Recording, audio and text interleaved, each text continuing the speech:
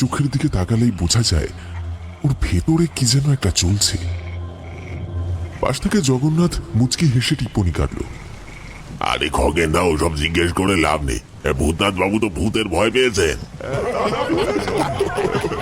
তৎক্ষণাৎ চারপাশে হাসি রোল পড়ে গেল।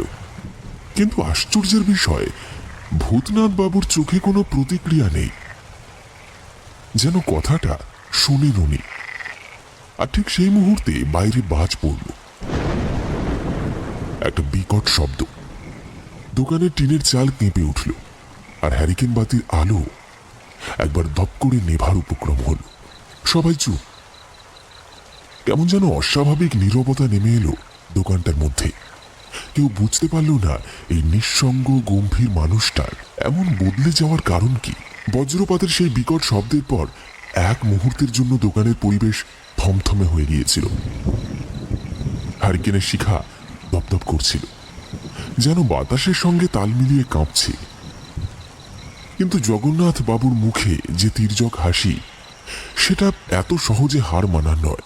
দেখলে তো, আমার কথাই বাজ পড়ল।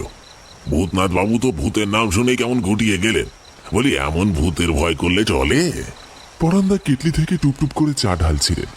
হালকা গলায় বললেন, আরে ভূতের ভয় কেবল ভূতনাথ বাবুর নয়, আমাদের মতো আমজনতারও হয়, ঠিক কি না? মধু কর্মকার হাসতে হাসতে বললেন,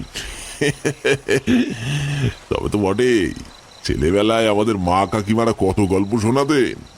রাত বিরেতে তাল গাছের মাথায় নাকি মুন্ডহীন ভূত বসে থাকে, কালো বিড়াল হয়ে কারা কারা ঘোরে, পথ ভুলিয়ে দেয়। সে কি কম ভয় নাকি? বাপরে বাপ! খগেন মাঝি একগাল হেসে বলে উঠল, আরে এসব আজগুবি গল্প বিশ্বাস করলেই তো বিপদ। ভূত প্রেত বলে কিছু নেই, সব মানুষের মনের ভ্রান্তি ধারণা।